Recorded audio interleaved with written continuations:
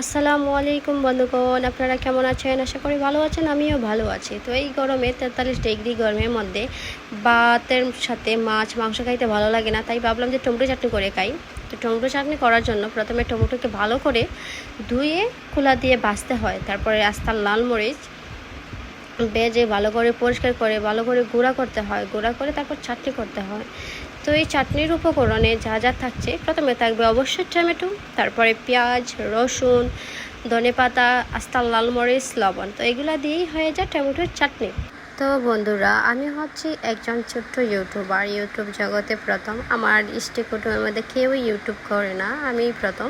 আপনাদের ভিডিও দেখে আমি নিজেও মনে করছি যে আপনারা যেহেতু এত সুন্দর সুন্দর ভিডিও করেন, আমিও আপনাদের মতো করে একটু ভিডিও করি। আমি এতটা ফাস্ট নই, ইউটিউবে নতুন এসেছি। অবশ্যই সবাই আমাকে সাপোর্ট করবেন, পাশে থাকবেন।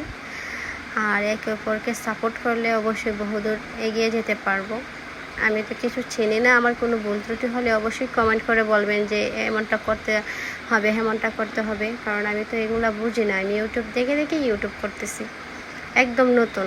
তো দেখুন, এই পেঁয়াজ, মরিচ, রসুন, লবণ দিয়ে ভালো করে কষলানোর পরে এই টমেটোকে কষলাতে হবে লবণ দিয়ে। তো আমি অবশ্য চাটনি করি না, চাটনি করতে পারি, আমার ভাবি সবগুলা বেশি করেন। আমি মাঝে মধ্যে রান্না বান্না করি। তো ওই যে দেখেন, আমার ভাবি চাটনিটা করতেছে।